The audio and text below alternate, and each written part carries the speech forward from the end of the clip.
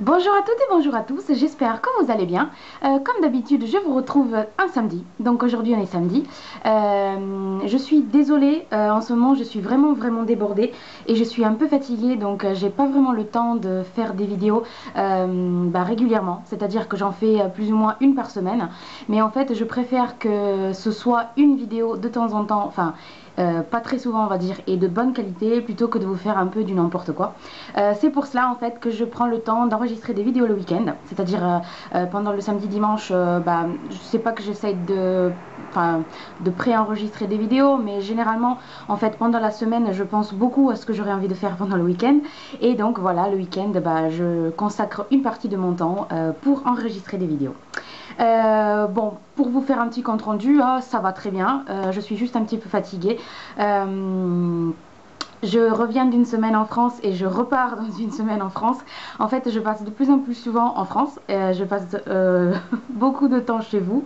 Il faudrait peut-être que j'envisage sérieusement d'y venir pour y rester. Bon, c'est un projet, hein, pour l'instant, il y a rien de sûr, il n'y a rien de fait, mais c'est vrai que je viens de plus en plus souvent et j'ai plus en plus souvent de venir, donc je me dis pourquoi pas. Enfin bref, aujourd'hui, je reviens avec une vidéo tag. Ça fait très longtemps que j'ai pas, je regarde juste les questions. Ça fait très longtemps que j'ai pas fait de vidéo tag. Bon, en même temps parce que personne ne me tag. Donc là, j'ai pas tagué par quelqu'un, mais j'ai trouvé le tag intéressant. Et comme Détente et Beauté, à qui je fais des gros bisous, a tagué tout le monde, j'ai regardé sa vidéo que j'ai beaucoup appréciée. Et j'ai décidé de la faire aussi. Et c'est le tag Sérum Vérité. Je regarde. Ouais, Sérum de Vérité. Alors, on commence. Question numéro 1. Penses-tu que le nombre d'abonnements est important et pourquoi? Alors, j'ai regardé quelques vidéos et j'ai en fait avec ma grande surprise, il y a des youtubeuses qui ont répondu que non, le numéro d'abonnés n'était pas important. Or, je ne sais pas pourquoi elles font des vidéos, ceci dit. C'est-à-dire que en fait, quand moi je fais une vidéo, je la fais dans le but de partager quelque chose, un avis, une découverte, des astuces, des recettes. Et le fait d'avoir un feedback est quand même très important. Et c'est peut-être banal, mais quand quelque chose que tu proposes est partagé par beaucoup de personnes, ça te fait plaisir. Donc moi je dirais que oui, le nombre d'abonnements est important. Il n'est pas fondamental parce que c'est vrai que quand on commence à faire des vidéos, on a une espèce de chemin que l'on fait. On le fait premièrement pour nous-mêmes, je pense, et bon, par la suite, quand on voit qu'on a un retour positif, ça nous fait vraiment très plaisir. Donc oui, c'est pas fondamental, mais c'est vrai que bon, quand je vois que j'ai de nouveaux abonnés ou des nouvelles abonnées, ça me fait vraiment très plaisir. Je me dis que bon, ce que je propose est peut-être intéressant et que voilà, donc je suis contente que ça plaise. Donc oui, je trouve que le numéro d'abonnés et d'abonnement est important. 2. Achètes-tu plus de maquillage depuis que tu suis des youtubeuses beauté? Oui. Ne serait-ce que pour le fait que j'ai beaucoup appris. Et en fait, j'ai découvert des produits dont j'ignorais l'existence. Et oui, j'achète beaucoup plus de maquillage. Je ne pense pas me faire influencer parce que je regarde quand même pas mal de vidéos. Et si je devais écouter tout le monde, je ne m'en sortirais pas avec mon salaire entier. Mais oui, forcément, quand on a des filles qui nous proposent des produits, qui nous donnent des avis favorables, quand elles ont envie de partager des découvertes, etc., ça donne envie d'acheter. Donc oui, j'achète plus de maquillage. 3. Est-ce que le fait d'être sponsorisé pourrait te gêner? Que penses-tu de celles qui le font? Alors non, ça ne me gênerait absolument pas parce que je suis quelqu'un de très franc et de très direct. Donc si une marque me contactait pour me proposer de tester ses produits, déjà je serais flattée parce que ça veut dire que de quelque sorte on m'a remarqué et que de quelque sorte l'avis sur ce genre de produit intéresse à quelqu'un. Et donc j'accepterai volontiers. Ceci dit, je ne suis pas quelqu'un qui se laisse acheter, entre guillemets. Donc je pense que voilà, je resterai tout à fait honnête, enfin, je sais pas, bien que la marque me propose de tester ses produits gratuitement. Les filles qui ont un sponsor ont de la chance. Moi je pense que c'est toujours très intéressant de découvrir de nouveaux produits. Si on peut le faire gratuitement, je dis pourquoi pas. Donc je vois pas du tout l'intérêt d'être gênée ou de voilà, de trouver quelque chose de mal dans le fait d'être sponsorisé, à condition que les filles restent sincères. Donc voilà. 4. Que penses-tu des vidéos haul, de cette façon d'étaler ses acquis? Alors, j'en fais pas beaucoup de haul, mais non pas parce que je suis contre, tout simplement parce que je suis, je dirais, je suis peut-être discrète, et en même temps, j'achète pas énormément de maquillage, et non, ça c'est pas vrai. Ça c'est pas vrai. Non, je sais pas, j'en fais pas beaucoup. Rarement je fais des achats importants dans le sens, en nombre d'articles, on va dire, de produits. Donc je vois pas l'intérêt de vous faire une vidéo pour vous présenter qu'un produit. Ceci dit, je pense que la semaine prochaine je vais vous faire une vidéo haul, parce que dernièrement j'ai fait pas mal d'achats. Et j'ai pu acheter les produits qui me faisaient envie depuis très très longtemps, et donc voilà, j'aurai quelque chose d'intéressant à vous dire, j'espère. Après, c'est clair que tout dépend de la façon dont la fille ou dont la personne présente ses achats. C'est vrai que on court peut-être le risque de paraître quelqu'un qui a envie de show off, comme on dit en anglais. Après, si c'est fait dans le but de partager ou de donner un avis, pour pas faire en sorte que, par exemple, quand on est dessus d'un produit, d'autres filles soient déçues comme on l'a été dessus, ou de conseiller, etc., ça me paraît très très bien. Question numéro 5.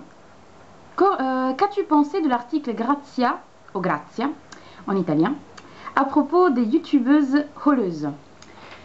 Alors, je l'ai lu vite fait. Je l'ai lu vite fait, j'ai compris le principe, j'en ai pas pensé grand chose. C'est vrai que je pense en fait, j'ai un peu peur d'en parler parce que je l'ai pas lu vraiment avec attention, donc j'ai pas vraiment un avis précis. C'est clair que si la journaliste elle s'est arrêtée uniquement au fait de montrer ses produits sans creuser un petit peu et sans se demander pourquoi, c'est un peu dommage. Après, je pense que si on ne fait pas partie de la communauté YouTube, et si on ne fait pas partie de la communauté beauté, notamment YouTube, on peut très facilement penser que c'est quelque chose qui est fait pour pousser à l'achat, pour faire de la publicité à certaines marques, etc. Mais je pense que c'est un avis un peu superficiel, et ça mérite d'être un peu, je sais pas, un peu réfléchi. Enfin, la question des hauls est un peu délicate, je pense. C'est vrai que ça se prête à beaucoup d'interprétations différentes, donc j'en pense pas grand chose parce que je l'ai pas lu vraiment avec attention. Voilà. Numéro 6. Est-ce que tu participerais à un concours s'il n'y avait pas de lot à gagner? Alors déjà, j'ai dû participer à un seul concours reproduisant des maquillages. Et c'était le concours qui avait été organisé par Coco Mylène, à qui je fais des gros bisous aussi, sur le thème des années 50. J'avais participé, très honnêtement, non pas parce que voilà, je voulais impérativement gagner les lots. C'était surtout le thème qui m'avait intéressé. C'est clair que d'avoir des beaux lots, c'est toujours très intéressant. Après, je pense que, et bon, ça nous aide aussi, ça nous donne envie de participer. Après, je pense que si le thème d'un concours nous intéresse vraiment, on peut participer. Enfin, moi je pense que si par exemple une youtubeuse que j'aime beaucoup organisait un concours pour le fun, si le thème m'intéresse, puisque j'ai la passion du maquillage et de me remettre en question, ça ne me déplaît absolument pas, je pourrais participer. Soyons pas hypocrites, d'avoir des bolos, ça plaît à tout le monde, donc voilà. 7. Que penses-tu de la popularité de Julie Loves Mac 07? Est-ce justifié?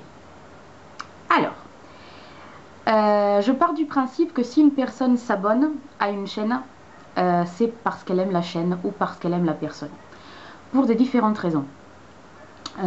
Parce qu'elle la trouve sympa, parce qu'elle la trouve belle, parce qu'elle trouve ce que cette fille propose intéressant.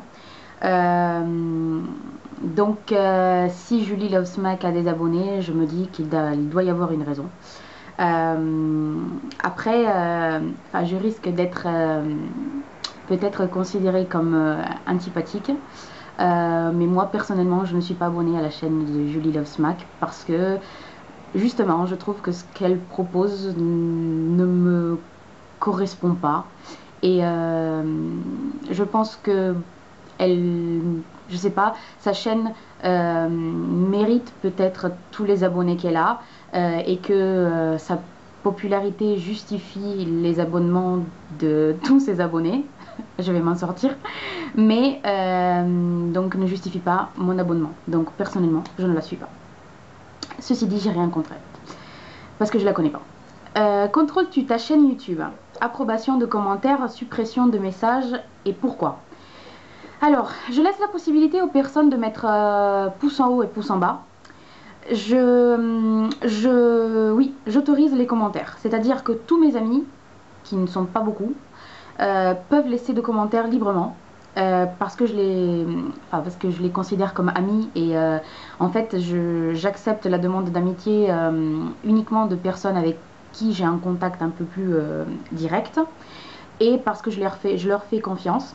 Par contre, oui, l'approbation de commentaires me paraît quelque chose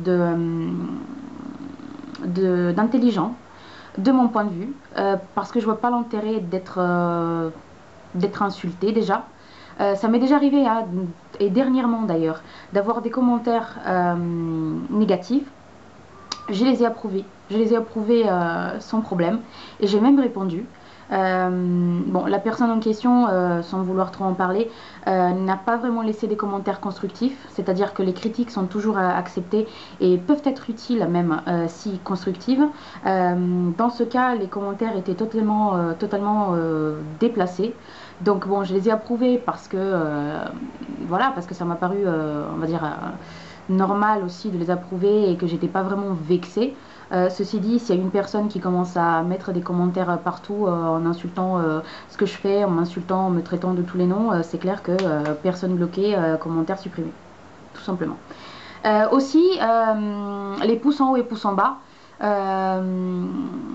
C'est pas qu'ils me donnent une idée parce que vous voyez en fait la plupart des filles qui font des vidéos sur YouTube systématiquement dans chacune de leurs vidéos ont au moins un pouce en bas. Donc moi j'aimerais bien que les personnes qui mettent un pouce en bas prennent le temps d'expliquer pourquoi. Je ne suis pas contre les pouces en bas, mais franchement les pouces en bas et les pouces en haut existent, mais allez-y, exprimez-vous. Je suis juste contre le principe de vouloir décourager quelqu'un à tout prix parce qu'on est frustré, parce qu'on n'a pas envie de montrer sa propre tranche devant une caméra. Donc je suis pour les pouces en haut et pouces en bas à condition qu'ils soient justifiés. C'est-à-dire personne qui met et qui prend le temps, parce que il faut quand même, enfin moi je pars du principe que si tu mets un pouce en bas, c'est parce que tu as regardé la vidéo et qu'elle t'a pas plu. Ça peut le faire, c'est concevable. Par contre, dis-moi pourquoi. Comme ça, on en discute, je t'explique mes raisons, tu m'expliques tes raisons si t'en as. Après bon, effectivement, si la personne n'a même pas regardé la vidéo et qui se permet de perdre son temps à mettre des pouces en bas comme ça gratuitement, elle me fait de la peine, voilà. 9. Que penses-tu des polémiques entre youtubeuses? Est-ce que tu en as déjà été victime? Alors, non, j'ai pas encore, je parle pas trop fort, ou à ce que je sache du moins. J'ai pas été victime de polémiques sur YouTube encore, je pense, parce que je suis assez petite, donc j'ai pas beaucoup d'abonnés et pour l'instant je ne dérange personne, je pense. Ceci dit, je fais ma petite vie et je reste loin, mais bien loin des ragots.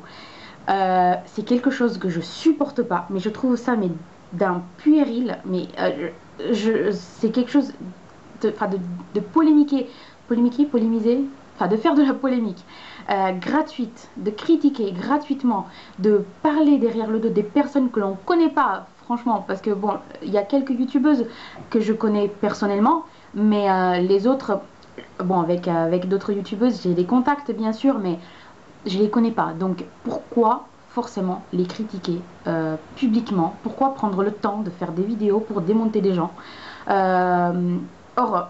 Ceci dit, je pense que si un jour je me sentirais visée par quelqu'un, je prendrai le temps de faire une vidéo aussi, parce que comme je vous ai dit tout à l'heure, je suis quelqu'un de très très direct, et bien que je sois gentille, je suis quelqu'un qui aime parler franc, et voilà, qui ne se pose pas trop de problèmes. Si j'ai quelque chose à dire, je le balance, mais bon, les critiques, je trouve ça un peu puéril, un peu enfantin, voilà.